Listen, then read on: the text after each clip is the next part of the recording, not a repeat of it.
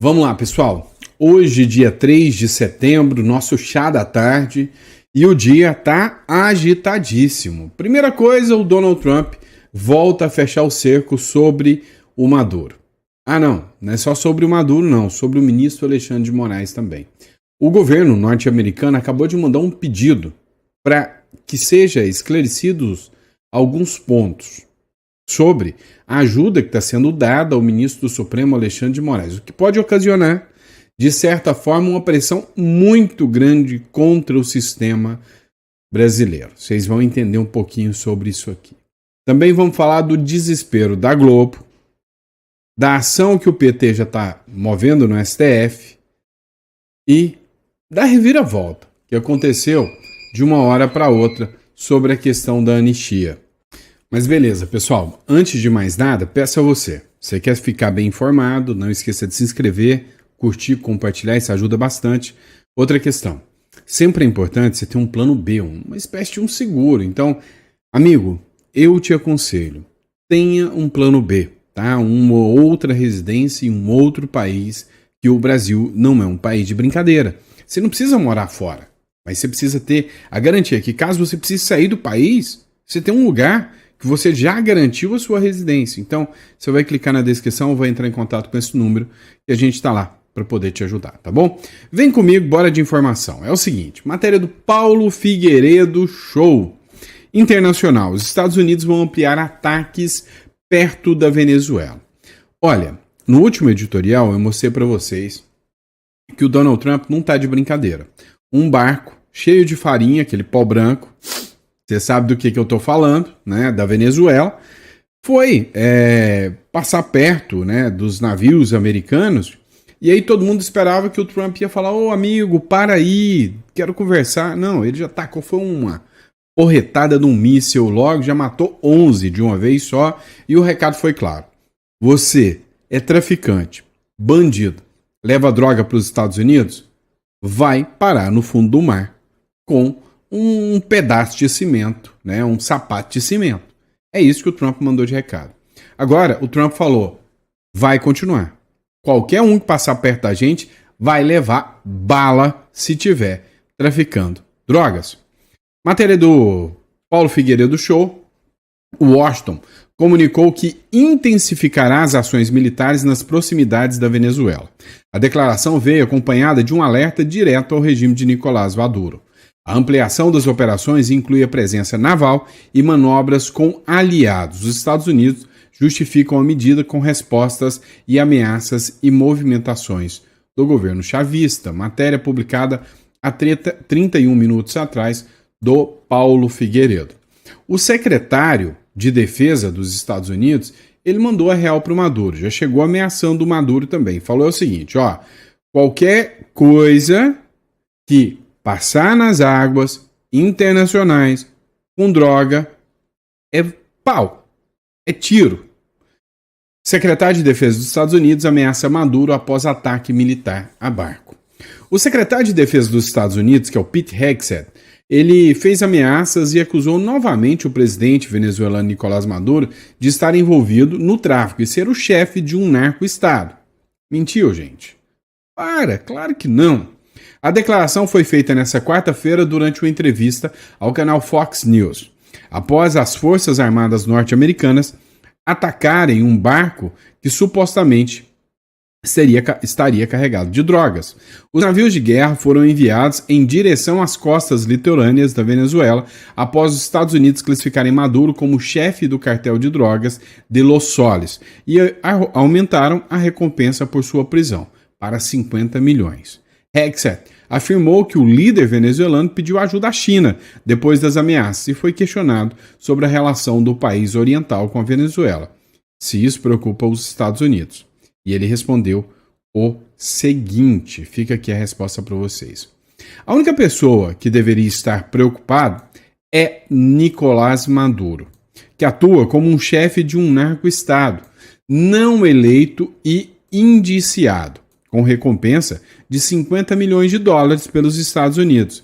Sabemos que ele está envolvido em tipos de tráfico de drogas que afetam diretamente o povo americano.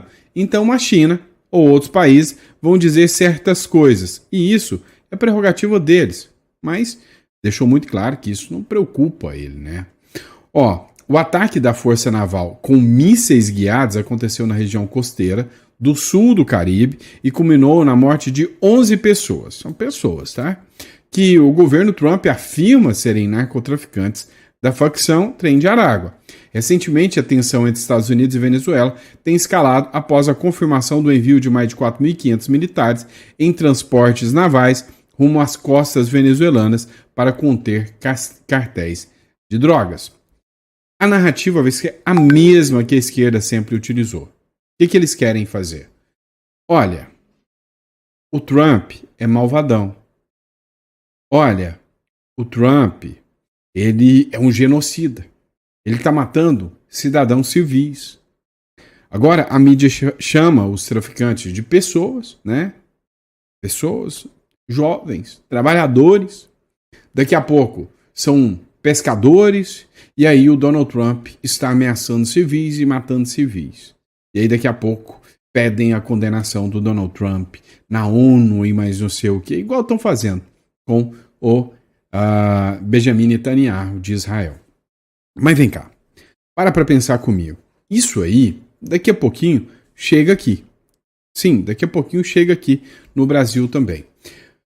O governo Lula não aceitou classificar o Comando Vermelho, o primeiro comando da capital, como organização terrorista. Disse que não. Disse que não pode. O objetivo, eu já avisei para vocês um milhão de vezes. Os Estados Unidos querem classificar como grupos terroristas para ter liberdade de entrar em território brasileiro e descer bala. E isto não é violação de soberania. Agora, olha como esse grupo, que o governo não entende como terrorista, age. O Comando Vermelho sequestra, mata, arranca a cabeça de jovem e deixa um bilhetinho ameaçador. Isso aqui não é terrorismo, não. Tá? Eu, Duda, fui para uma laranjada de abraça ideia dos alemão e contra o Comando Vermelho. Não sei nem o que isso quer dizer. E por isso eu digo a todos para não fazer o que eu fiz, porque o destino é triste. Comando não aceita traição. Quem fizer vai pagar com a vida. Essa ideia é para todos, até para os moradores que apoiam o alemão. E alugar casa vai perder suas casas e ser expulso das nossas áreas. Ou seja, o recado aqui é claro, objetivo. E aí essa moça aqui, infelizmente hoje não está mais entre nós. Uma moça de 22 anos, ela foi sequestrada e morta e teve a cabeça decapitada ao lado de um bilhete, né, escrito por membros do comando. A vítima foi identificada como Eduardo Rodrigues dos Santos, foi encontrada na tarde dessa quinta-feira no bairro Santa Lúcia, em Eunápolis, Bahia, né? Impressionante como estados governados pela esquerda, né, tem essa grave violência. O corpo foi localizado na rua São Lourenço com a cabeça cruelmente separada do corpo e deixada junto a uma mensagem que indica uma execução fria. Agora eu te pergunto, por que não classificá-los como organização terrorista? Me explique essa situação. Vamos lá, mas não para por aí. Agora, a gente já falou sobre a ação do Donald Trump contra o Nicolás Maduro por causa do Cartel de Los Soles e do Trem de Aragua. Mostrei para vocês que aqui no Brasil está um passo disso acontecer também por causa de Comando Vermelho e por causa, né, de primeiro comando da capital. Então está um passo do Trump fazer a mesma coisa aqui nas águas brasileiras que ele fez com Maduro. Tá fácil. Agora, no próximo bloco, eu quero falar com vocês sobre o Trump mirando não mais o Maduro, não mais o comando, mirando Brasil. Sim, calma. Olha só essa matéria aqui. Os Estados Unidos aumentaram o cerco a Alexandre de Moraes com a Lei Magnitsky, exigindo respostas de bancos brasileiros em cartas, consultando a situação. Nada mais nada menos, o governo dos Estados Unidos ele intensificou a pressão por completo contra o ministro Supremo Alexandre de Moraes. Ele chegou ao ponto de enviar cartas, veio via embaixada, cartas aos bancos brasileiros, pedindo exigindo informações detalhadas sobre a aplicação da Lei Magnitsky contra ele. Ou seja, a medida que a Lei Magnitsky impõe sanções financeiras contra o Alexandre de Moraes deve ser cumprida. E se não for cumprida, os bancos serão sancionados. E aí já vem logo um fala, mas a AGU vai pegar esse tal de Sandro. O Eduardo Bolsonaro, que é o filho do ex-presidente, que é um deputado, falou sobre o Donald Trump indo para cima de bancos. Quem é esse tal de Sandro para falar sobre isso? Mas tá até na Foice de São Paulo. Dá uma olhada aqui. O governo dos Estados Unidos questiona bancos no Brasil sobre a aplicação da Lei Magnitsky. Então, se está na Folha, é verdade. Não é verdade? Né? Os bancos brasileiros receberam nesta terça-feira uma carta do Departamento de Tesouro dos Estados Unidos com questionamento sobre a aplicação da Lei Magnitsky. O comunicado do OFAC, o Escritório de Controle de Ativos Estrangeiros, que pertence ao Tesouro Americano, pergunta quais ações foram ou estão sendo tomadas pelas instituições para cumprir a sanção aplicada ao ministro do Supremo, Alexandre de Moraes, do STF, Supremo Tribunal Federal. Ou seja, há uma mira completa do governo norte-americano contra o ministro Alexandre de Moraes. E aí, por causa do ministro Alexandre de Moraes, não tenham dúvidas que sim, a maioria dos bancos podem chegar a ser sancionadas. Cara, é fato. Podem chegar a ser sancionadas, sim. Sim. Aí é que o negócio fica mais interessante ainda. Por quê? Porque, sabe, a gente sabe que a legislação norte-americana que aplicou a Lei Magnitsky, ela, segundo uma decisão do Flávio Dino, não deveria valer aqui no Brasil. Mas não tem nada a ver com lei americana sendo aplicada aqui dentro do Brasil. É uma lei americana sendo aplicada lá nos Estados Unidos. O que eles falaram? Olha, Banco do Brasil, se você estiver descumprindo a nossa legislação, você vai ser sancionado aqui dentro dos Estados Unidos, não aí dentro do Brasil. Eu, aqui nos Estados Unidos, vou te excluir do sistema SWIFT. Aqui dentro dos Estados Unidos. Mas se você é excluído aqui dentro dos Estados Unidos, te ferra no mundo inteiro. E aí, a gente vê, né, que isso vai ter uma escalada ainda maior. Porque hoje a Maria Elvira Salazar mandou um recadinho para o Moraes também.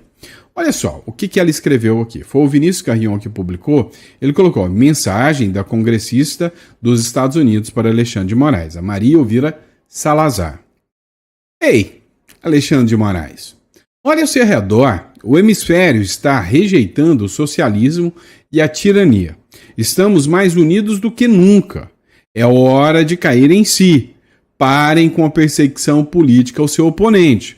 O povo brasileiro, não vocês, nem as elites corruptas, é quem deve decidir quem lidera o Brasil. Qualquer outra coisa é ditadura. Quem concorda com a Maria Elvira Salazar aí fala eu no comentário, porque sim, quem tem que decidir para isso aqui ser uma democracia é o povo, não é isso? Então, Bolsonaro vai para as urnas. Nas urnas, se o povo rejeitá-lo, tchau e benção, pegue seu banquinho, saia de fininho, vá embora, não volte mais. Ou volte daqui a 4 anos para tentar de novo. Mas sem interferência do judiciário, sem interferência de nenhum poder. Deixa o povo escolher. Isso sim seria democracia. Eu ouso a falar para vocês que eu já não acredito mais em democracia, tá? Não acredito que exista uma democracia plena. Já tem... eu achei até interessante, tá?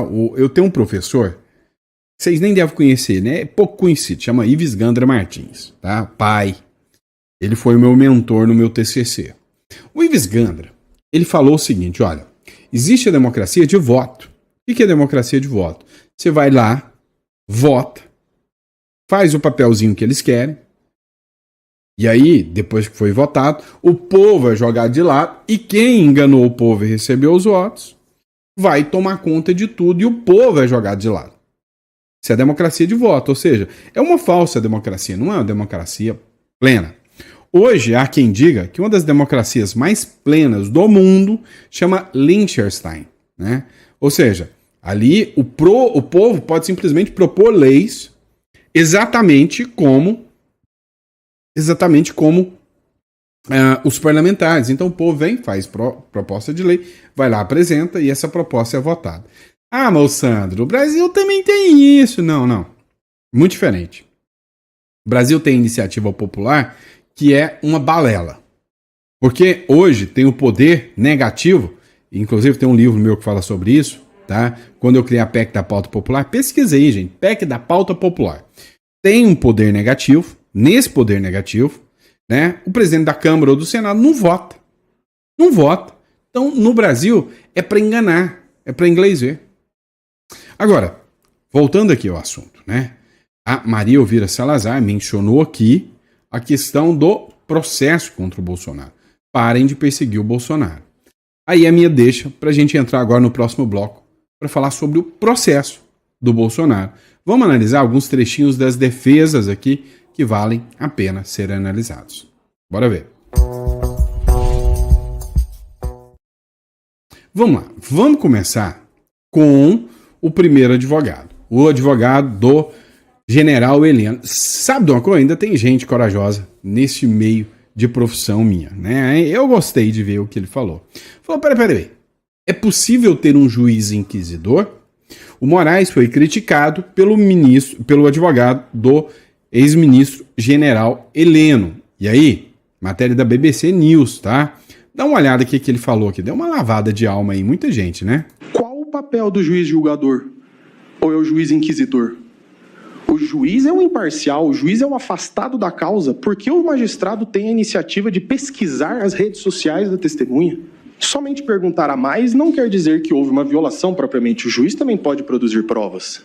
Mas aqui nós temos um fato curioso. Uma das testemunhas arroladas, o senhor Valdo Manuel de Oliveira Aires, foi indagado pelo ministro relator a respeito de uma publicação dele nas redes sociais que não consta dos autos.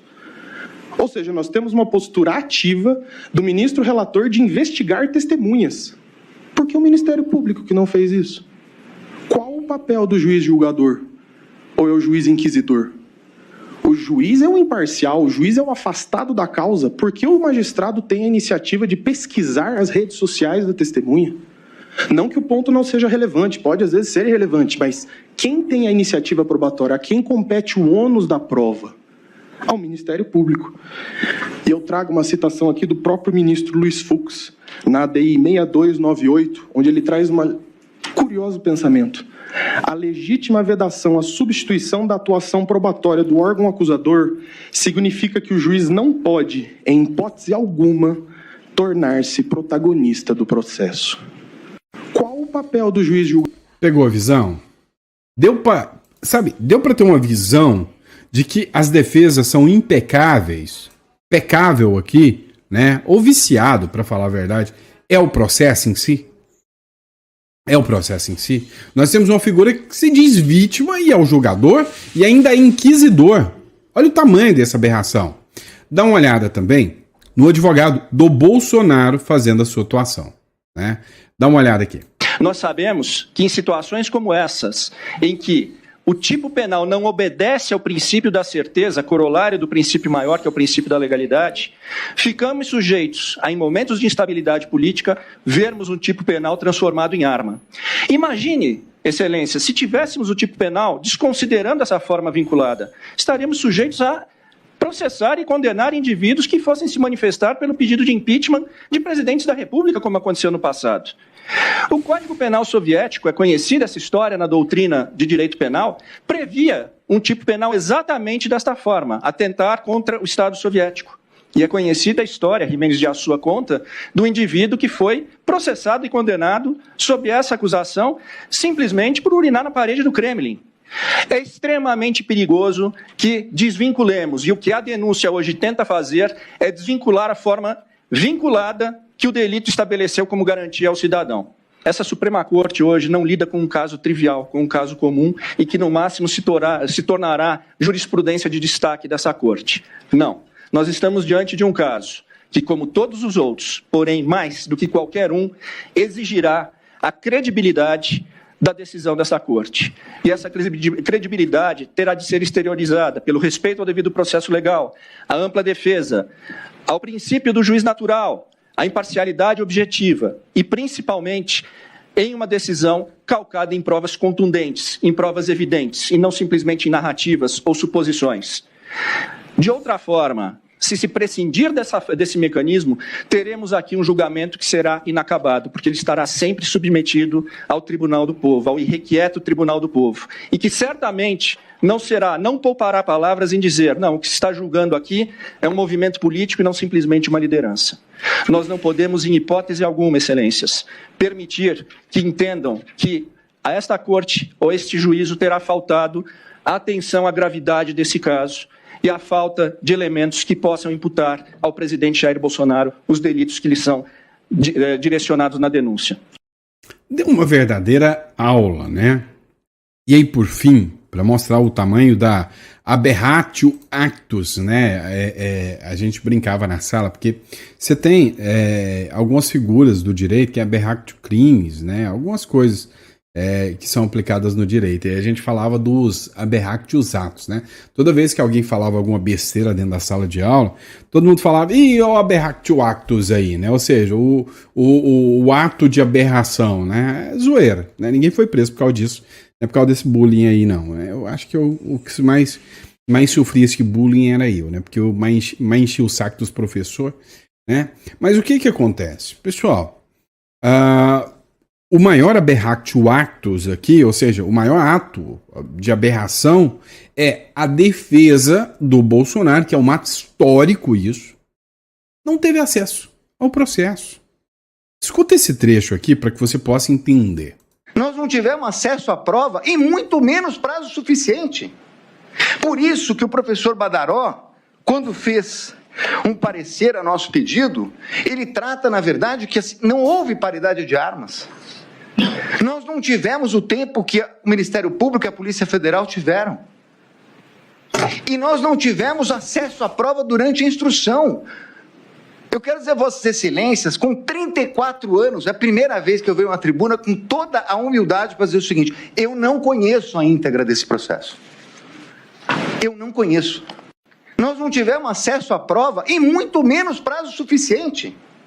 Por isso que o professor Badaró, quando fez um parecer a nosso pedido, ele trata, na verdade, que não houve paridade de armas.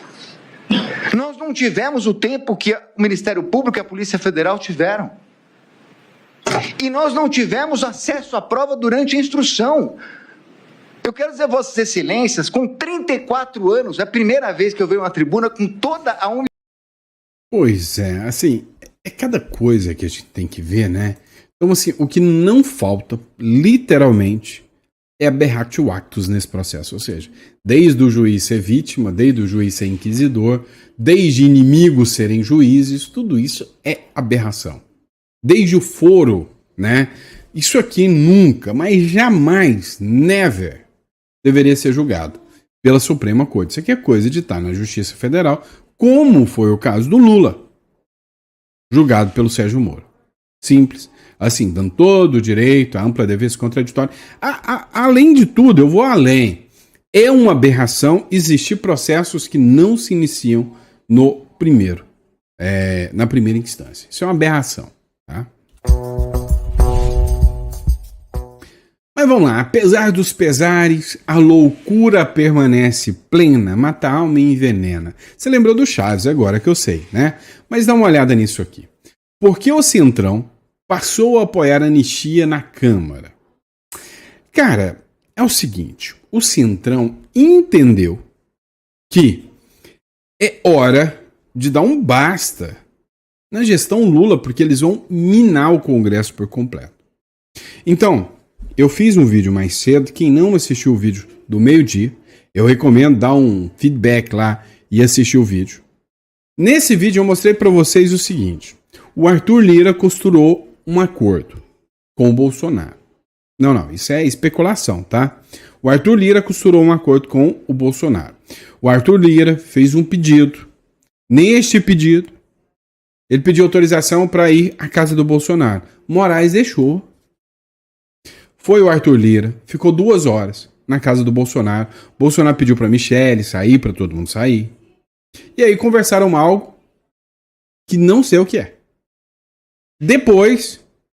pouco depois, Tarcísio de Freitas surge como El Salvador de la Pátria, né? O grande salvador, e começa a articular num discurso de eu serei o próximo salvador aqui e eu vou articular uma anistia possível. Nesta anistia possível, assim que o Bolsonaro foi condenado, a gente anistia ele e ele não vai preso. Mas concorrer ele não vai. A reunião de líderes, e isso é o que líderes da Câmara, eu ouvi de líder da Câmara isso aí. A reunião de líderes da Câmara na terça-feira marcou uma virada na posição do Centrão. Agora, a maioria dos partidos do grupo passou a defender que Hugo Mota paute a votação do projeto da anistia do 8 de janeiro. Ao menos 2 motivos sacramentaram a mudança de posição do Centrão, segundo os caciques do bloco. Primeiro motivo, mais importante, entrada do governador Tarcísio de Freitas, republicano na articulação. Então tá. Para você que não me assiste, mas aí você não tá me ouvindo agora. Então, para você contar para quem não me assiste, tá? É o seguinte. O Tarcísio vai pagar de salvador da pátria. Olha só, o Tarcísio salvou a humanidade, salvou o Bolsonaro, salvou os presos do 8 de janeiro. O Tarcísio, assim que ele entrou, ele mostrou a força desse homem. Então você, bolsonarista, vote no Tarcísio. O discurso é esse, e o Tarcísio vai ganhar voto pra caramba. Eu já falo, isso é tudo um jogo armado, mas vai ganhar voto pra caramba. E falo também, prefiro um Tarcísio na mão do que 2 Lula voando, né? Graças a Deus, prefiro o Tarcísio do que o Lula, mas o jogo é esse. Eu tô aqui pra falar do jogo, tá? O Tarcísio passou os últimos dias mergulhado no assunto. No fim de semana, conversou com o líder do PL na Câmara, o Sóstenes. Na segunda, falou com o Mota e com o Flávio Bolsonaro. Na terça, dia em que o STF começou a julgar o ex-presidente Jair Bolsonaro no âmbito do inquérito do golpe, o governador paulista desembarcou em Brasília para novas conversas sobre anistia. A mudança de posição do Centrão também contou com uma ajudinha do PT. Lideranças do grupo ficaram irritados com a postura do partido de repercutir uma discussão contra o presidente do PP, o Ciro Nogueira. É o seguinte, tem um perfil chamado ICL, do Eduardo Moreira. Eles fizeram uma publicação dando ao entender que o Ciro Nogueira era do PCC. Né? Que o Ciro Nogueira, aliado de longa data do Bolsonaro, teria feito acordos com empresas vinculadas ao PCC e fez uma matéria vinculando o Ciro Nogueira ao PCC. Quero ver fazer isso com certo togado. Não faz, porque se fizer é vral. Mas contra a gente da direita, você pode falar que matou até a própria mãe, que tá tudo bonito. Então pegaram o Ciro Nogueira falou, do Progressistas, o Lira vai lá, conversa com o Bolsonaro, ou conversa com o Tarcísio, vamos pressionar, anistia agora, vamos botar pra torar em cima desse PT. É isso que tá acontecendo no jogo, gente. Não vem com chorumelas, que é isso que tá acontecendo. De que partido que o Lira é? Coincidência, né? Do mês do Ciro Nogueira. Foi só rolar essa treta, essa acusação sobre o Ciro Nogueira, tá tudo bonitinho pro Tarcísio entrar e era PT. Eu fico feliz, não acho ruim não. Aí vem aqui, tá? Bruno Zambelli acabou de publicar. A Globo já tá no chororô porque ela já sabe que agora a anistia passa. Você, Merval? Eu acho que se aprovar na Câmara a anistia, vai se criar um movimento político meio incontrolável. Sim. E não creio que o Senado vai se recusar a fazer essa anistia como a Câmara quer, ampla, geral e restrita. E também não sei se o Supremo vai bancar, vetar uma decisão do Congresso nesse sentido. Eu tenho a impressão de que é meio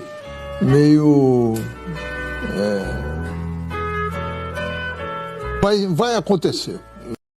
Tadinho, você ficou com dó? Eu não, tá? Nem um cadiquinho assim. A Sadi também falou, já esquece, vem anistia, ninguém vai ver o Bolsonaro preso, o PT vai sair, a militância de redação vai chorar. Dá uma olhada. 2 de setembro, início do julgamento da trama golpista no Supremo, eu disse aqui, é um olho no Supremo, outro olho no Congresso Nacional. Hoje eu tô aqui para falar de Congresso Nacional, porque não é que tá andando a pauta da anistia.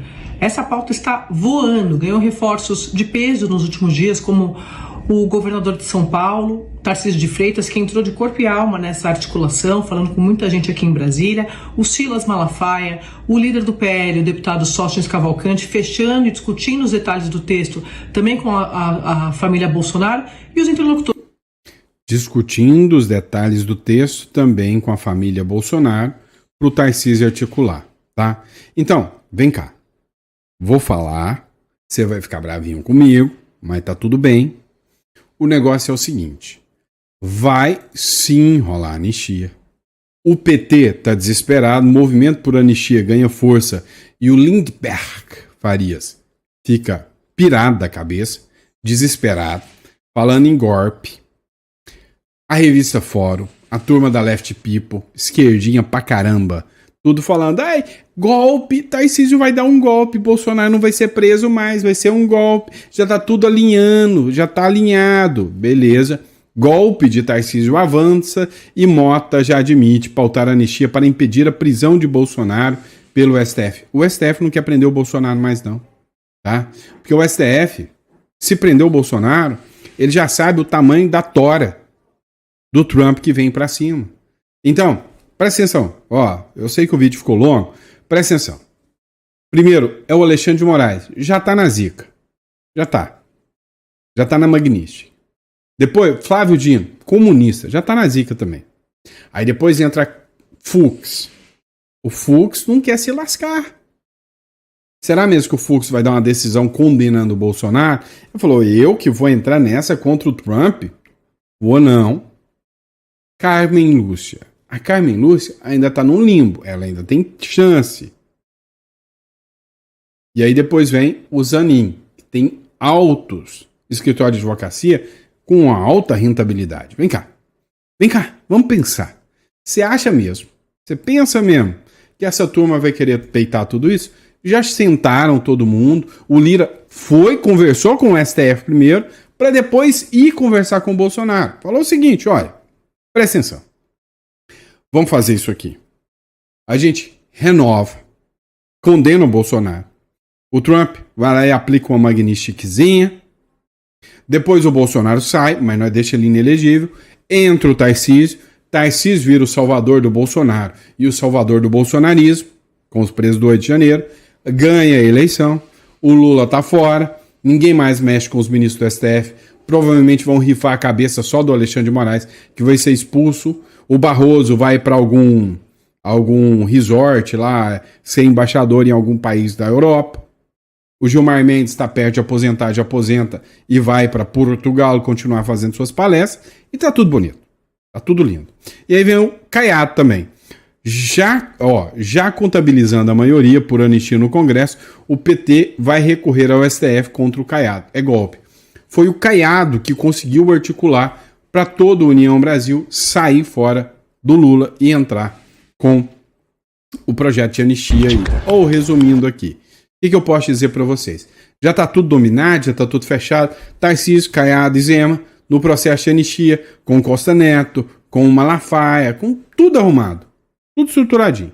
E aí, em 2026, já tem uma chapinha pronta. É ruim? Não. É melhor do que tá, né? Melhor do que tá. Mas o jogo está sendo desenhado assim. Tô vendo é show. Vai reduzir imposto? Agora você me pergunta, Sandro, vai melhorar o Brasil muito? Vai reduzir imposto? Quem que articulou para o aumento de impostos, aumento da carga tributária através da reforma tributária? Quem foi o cara que foi lá e falou, não, vamos aumentar imposto sim, não, eu quero que aumente. Vamos articular. Bolsonaro falando, ó, isso aí vai aumentar a maior carga aí, ó. Aí, ó, tá ok? Quem foi? Bolsonaro. Quem foi que falou, brigou com o Bolsonaro, falou, não, articula e conseguiu os 11 votos faltantes, né? Os votos faltantes para aprovar a reforma tributária. Tarcísio. Então o Tarcísio vai entrar com grana para tentar solucionar o problema, com alta carga tributária. Então o jogo vai seguir. Vai reduzir ministérios. O jogo vai seguir em 2026 com o sistema aí. E eu não conseguia ver algo diferente. Bolsonaro está inelegível, né? Enfim, bora pra cima, né? Obrigado, pessoal, pela confiança, pela credibilidade. Lembrando, se você não quer pagar para ver toda essa loucura acontecendo, eu te convido, né, a conhecer nosso escritório, marca uma consulta para entender os benefícios de ter uma residência no Uruguai, tá bom? Grande abraço, fiquem com Deus e até o próximo.